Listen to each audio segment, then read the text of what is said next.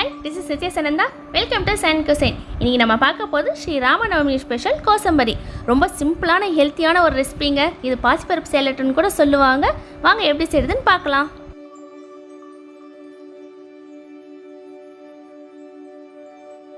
இதுக்கு முதல்ல ஒரு பவுல்ல பாசிப்பருப்பு போட்டுக்கோங்க. இது தேவையான அளவு தண்ணி ஊத்தி ஒரு 3 வாட்டி நல்லா வாஷ் பண்ணிக்கோங்க. அப்பதான் அதுல இருக்கிற டஸ்ட் எல்லாம் வரும் உங்களுக்கு. நல்லா வாஷ் பண்ணியாச்சு. இப்போ தேவையான அளவு தண்ணி ஊற்றி அரை மணி நேரத்துலேருந்து 3/4 மணி நேரம் நல்லா ஊற வச்சுக்கலாம். இது நம்ம குக் பண்ண போகிறது கிடையாதுங்க, அப்படியே டைரெக்டாக தான் சாப்பிட போகிறோம். அதனால் நல்லா ஊறட்டும். இதுக்கு முதல்ல நம்ம மாங்காய் எடுத்துக்கலாம். இந்த அளவுக்கு இருந்தால் போதுங்க. அரை கப் பாசிப்பருப்புக்கு. வெள்ளரிக்காய் அடுத்து இதுவும் பாதி இருந்தால் போதும். அடுத்து தேங்காய். இந்த மேலே ப்ரௌன் கலர் ஸ்கின் இருக்கும் இல்லையா, அதெல்லாம் ரிமூவ் பண்ணிவிடுங்க. அப்போ தான் உங்களுக்கு நல்லாயிருக்கும் சாப்பிடக்குள்ளே. இப்போ நம்ம வெள்ளரிக்காயை சின்ன சின்ன பீஸாக கட் பண்ணி எடுத்துக்கலாம்.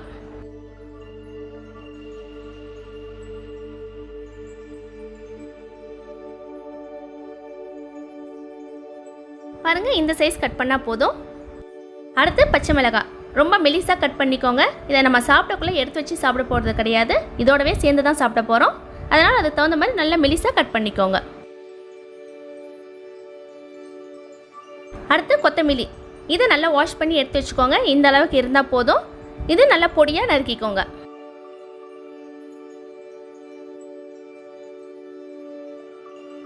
அவ்வளோதாங்க, கட் பண்ணுறதெல்லாம் பண்ணியாச்சு. இப்போ நம்ம மாங்காயை துருவிக்கலாம். இந்த வீடியோ பிடிச்சிருந்தால் லைக் பண்ணுங்கள், ஷேர் பண்ணுங்கள், கமெண்ட் பண்ணுங்கள். மறக்காமல் சப்ஸ்கிரைப் பண்ணிட்டு பக்கத்தில் இருக்க பெல் ஐக்கானையும் ப்ரெஸ் பண்ணிடுங்க.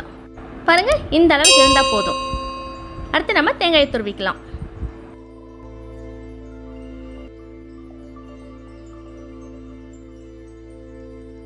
அவ்வளோதாங்க, துருவறதும் துருவியாச்சு. இப்போ நம்ம ஊற வச்ச பாசிப்பருப்பை சேர்த்துக்கலாம். பாருங்கள், நல்லா ஊறி இருக்குது. இப்போ தண்ணி ஃபுல்லாக இழுத்துட்டு வெறும் பாசிப்பருப்பை மட்டும் இதில் சேர்த்துக்கோங்க.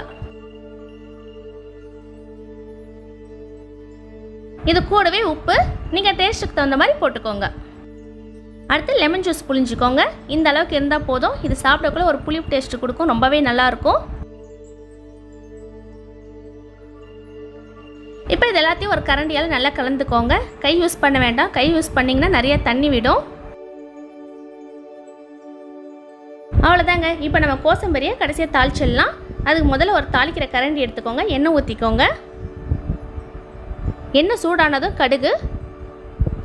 நான் பெரிய கடுகு போட்டிருக்கேன், உங்கள்கிட்ட இருந்தால் போடுங்க, இல்லை சின்னது இருந்தால் கூட போட்டுக்கோங்க. இப்போ கடுகு பொரியக்குள்ளே நம்ம மிளகாயை போட்டுக்கலாம்.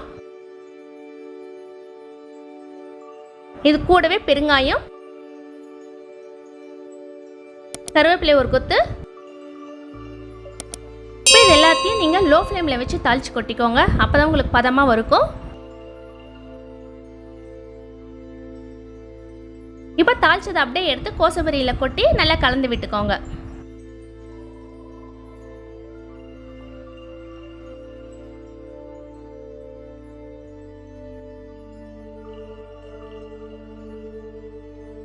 அவ்வளோதாங்க, கோசம்பரி ரெடி.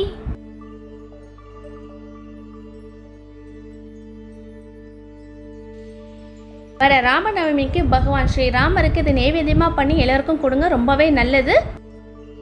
இந்த கோசம்பரி ராமநவமிக்கு மட்டும்தான் செஞ்சு சாப்பிடணுன்ட்டு இல்லைங்க. இந்த சம்மருக்கு நீங்கள் அடிக்கடி செஞ்சு சாப்பிடலாம். ரொம்ப ஹெல்த்தியான ஒரு ரெசிபி, சிம்பிளானது. நீங்கள் குக் பண்ண வேண்டிய அவசியமும் கிடையாது.